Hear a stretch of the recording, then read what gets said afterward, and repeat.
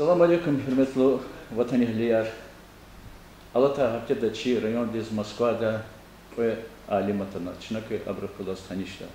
Дмитрий Сергеевич Ганенков, Москваде Академии наук Чалари институте старший научный сотрудник, кандидат филологических наук, Вадлха курсовый студент МГУ Филипп Григорьевич Шишарин.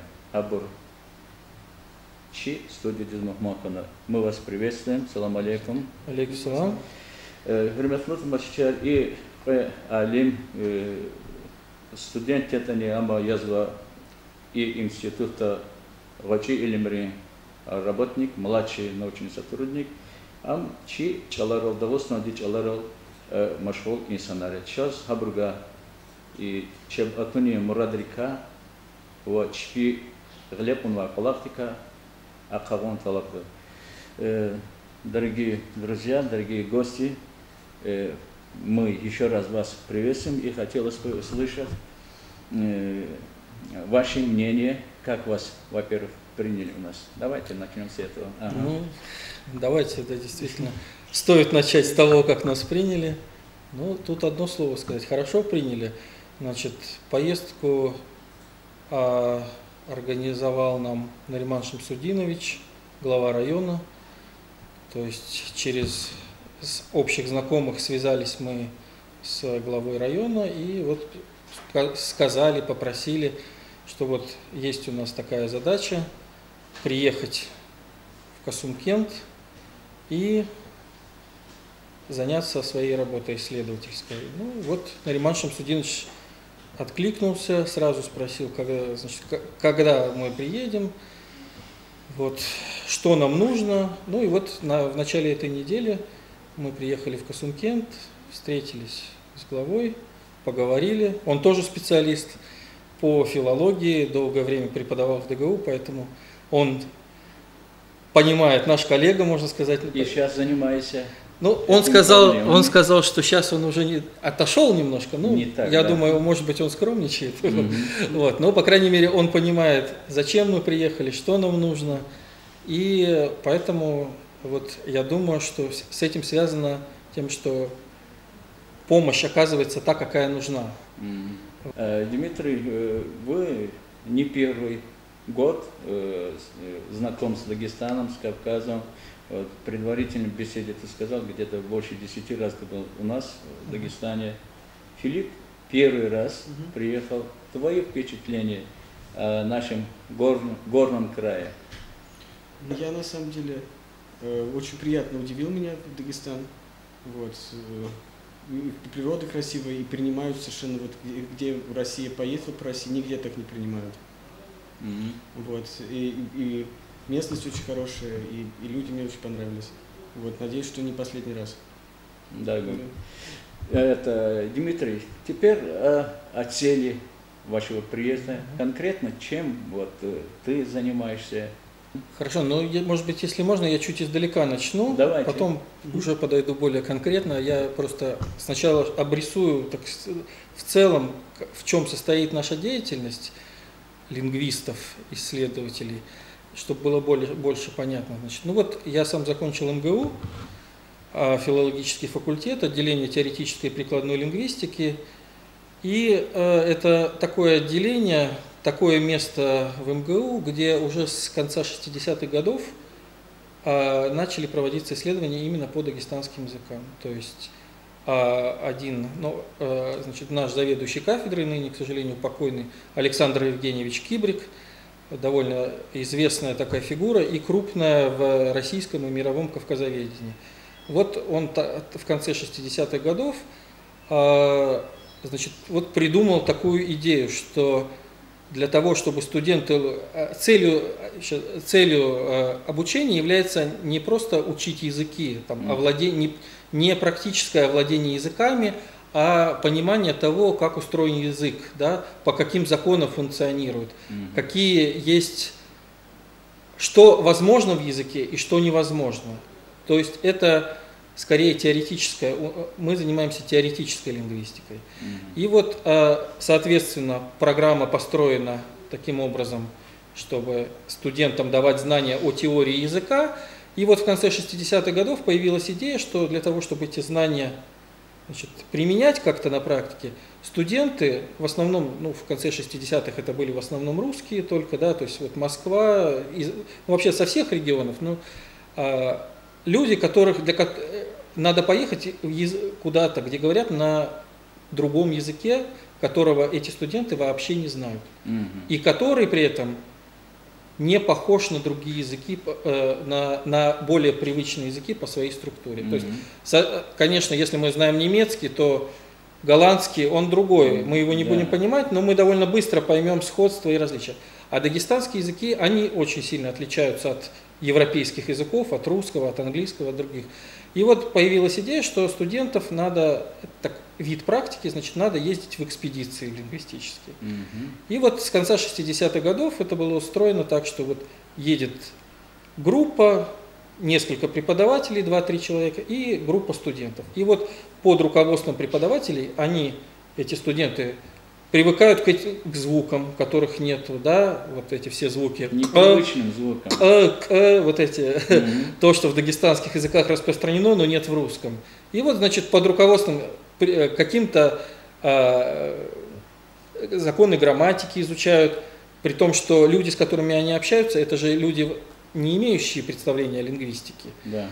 Поэтому тут должна быть такая методика, что мы не должны не прийти спросить, сколько у вас в языке падежей. А у нас должна быть такая методика, что мы, спрашивая какие-то предложения, мы сами это выясняем и сами строим эту систему. То есть вот студенты с тех пор еще ездили в разные экспедиции, но с тех пор экспедиции и в другие места были, и в языки Поволжья, тюркские языки, финно-угорские языки по России. Вот. Ну вот, я возвращаюсь к тому, с чего начал, что я закончил это отделение, и Филипп тоже позже. Мы учились в одном месте, просто в разное время. Значит, вот уже на этом отделении была традиция исследования дагестанских языков. И когда я учился, я просто вот как бы к этому присоединился, в это влился. И можно сказать, где-то с последних курсов я вот интересуюсь дагестанскими языками. Большую роль в начале моих исследований сыграла Солмаз Рамазановна Мирданова.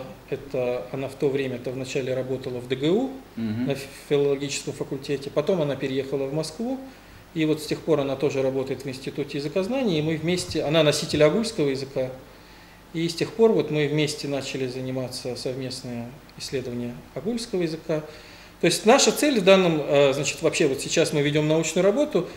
Наша работа имеет довольно много разных аспектов, и обычно мы не успеваем охватить все, потому что это невозможно. То есть один аспект довольно важный, особенно в исследовании малых языков или малых диалектов, которые сильно отличаются от литературного, например, языка. Это один важный аспект, это документация. Документация – это когда мы просто записываем на аудио, на видео рассказы людей, которые хорошо владеют языком, которые могут что-то интересное рассказать, фольклор или какие-то воспоминания о прошлом, ну, такие, как раньше люди жили, что было, какой характер был у людей, какие-то случаи. Вот довольно много занимаемся мы этим по языкам. Я вот занимался агульским языком в этом направлении, именно мы ездили по селам, по диалектам, записывали даргинскими диалектами, кое-какими я занимался тоже. Второй аспект – это описание языка. То есть мы записываем данные по грамматике, по лексике. Причем для нас важно не просто, допустим, литературный язык, да, потому что литературный язык описан, есть словари, есть грамматики, а мелкие диалекты в каких-то языках могут довольно сильно отличаться, и для нас важно тогда изучить и структуру диалектов тоже. Вот в этом состоит наша деятельность. И третий аспект нашей деятельности – это сопоставление данных дагестанских языков с лингвистической теорией. То есть мы стараемся быть в курсе теоретической литературы, и в литературе мы читаем, что выдвигается такое-то предположение. Из этого предположения следует, что такого-то явления вообще в языках мира не должно быть, например. Теория предсказывает, что чего-то не должно быть. А мы читаем это и видим, что, оказывается, в дагестанских языках это есть. Вот. И наша роль здесь состоит в том, чтобы сказать людям, которые занимаются теорией, что такое бывает, и значит надо что-то исправить в теории, потому что теория не учитывает, что такое явление на самом деле в языке встречается. Вот. И каковы вот результаты предварительные? Вот вы сегодня едете в Хильский район, покидаете нас, завтра, Филипп остается продолжить работу, да? И результаты какие первичные? Ну вот сюда мы приехали, вот как раз больше всего нас сейчас волнует вот это третье направление. Есть несколько тем, которыми мы вот постарались по возможности сейчас охватить, разговаривали с людьми, опрашивали мнение людей о предложениях, о том, правильно ли построено, есть ли в этом предложении или в слове смысл. И вот, значит, да, результаты сейчас только очень такое, скорее, впечатление, потому что это нужно посмотреть и свести все воедино, чтобы понять, что получается. Но тут, боюсь, будет просто трудновато сейчас объяснить совсем так простым языком, что именно мы хотим, что нас интересует. Но вот я приведу пример. Вы меня, если я неправильно что-то скажу или что-то неправильно будет, поправите. Ну вот, значит, смотрите, например, есть по-русски предложение. Я хочу поехать в Москву. Я хочу построить дом. Значит, у нас есть подлежащее «я хочу» и есть действие, которое я хочу выполнить. Значит, по-русски, когда мы так говорим, то или там кто-то, Расул хочет, Николай хочет построить дом. Значит, в этом случае, когда мы говорим, подразумевается, что тот, кто хочет, он же и будет выполнять действия, да, как бы. То есть у него есть желание про свои действия в будущем, так скажем. У него есть план построить дом. Вот. И, значит, вот тут в лезгинском языке, как и в других дагестанских языках, но в лезгинском это вот тоже есть, и как раз это открытие этой поездки, что в лезгинском это тоже есть, и это важно. Значит, в лезгинском языке вот этот зависимый глагол, подчиненный, действие, которое я хочу выполнить, у него его исполнитель не обязательно совпадает с тем, чье желание. Ну вот, например, можно сказать по-лезгински, поправьте, если что, «Расулас куалерицигис канзова». Расул хочет построить дом. Это более-менее параллельно тому, что мы имеем в русском языке. Теперь мы можем сказать так. «Расулас элдевичи куалерицигис канзова». Можем ли мы так сказать? Молодец. Вот. То есть в данном случае мы что? Это смысл уже немножко меняется. Подчеркиваем, что Расул самостоятельно хочет своими силами построить этот дом. Но есть еще и другой, еще один вариант. Расулас эльдичпи куалерицигис канзова. Вроде бы, насколько я вот разговаривал с разными людьми, вроде бы в речи такое выражение тоже приемлемо. Да. Вот. И в данном случае как раз очень... Вот это самая важная вещь. Самое важное, можно сказать, результат, что вот лично мой в этой поездке. То, что мы видим Расулаз канзава, значит, Расул хочет, но хочет его действия, его желания относятся не к его лично действиям, а к действиям некоторой группы, куда он входит. Расулаз илди чпи, да, чпи, то есть понятно, что он там не один, это множественное число. И вот наличие, вот просто сам факт наличия этого предложения в лезгинском языке, он довольно интересен в теоретическом отношении. Я не буду сейчас тут объяснять, какие именно последствия для теории имеет просто факт наличия такого предложения, но вы мне поверите, что это последствия такие немалые, так скажем. Спасибо, Дмитрий. Конечно, не все люди, слушающие нас, Да. могут не понять, да, не поймут вот всех этих нюансов. Мгм. Не все же эти специалисты, не все лингвисты, да. Мгм. Поэтому то, что вы говорите, и вы так четко произносите эти произношения, вот, характерные нашему языку, вот, Мгм. вот, лезгинскому языку, это радует меня, по-моему, моих земляков, поглубже изучать, побудить их, да, промотивировать, чтобы они глубже изучили свой язык. Вот я хочу спросить Филиппа, у тебя какие подвижки? Вот мы день с тобой поработали, ты доволен вот нашей совместной работой? Да, ну у меня на самом деле работа только начинается, пока я не могу, итоги не подвел, я пока собираю пока данные, пока не могу сказать, насколько сколько у меня получилось. Вот, если так кратко, тоже я не буду даваться подробности, я занимаюсь различными конструкциями с глаголом «авон» и с глаголом «хун». Вот. Такого тоже такая вещь, которой нет в русском языке. В разных языках других и такая присутствует, но в лезгинском языке она, по-моему, немножко отличается. Вот, тоже я пока не могу сказать, насколько сильно, насколько там эти результаты будут значимыми. Вот, но пока работа идет и работа продвигается. Спасибо, будем Если можно, я небольшое уточнение вот насчет моих этих предложений, которые я произносил, если можно.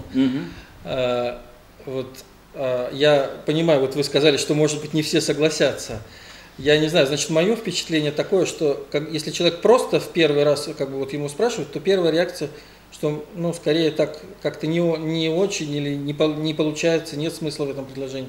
Но если все-таки объяснить смысл, который имеется в виду, что вот в моем случае Расул хочет, чтобы они сами своей семьей, допустим, построили дом, не привлекая там рабочих или что-то, то вот в моем опыте я вот опрашивал нескольких, сейчас около 10 человек разных, вроде бы все-таки признают такое предложение.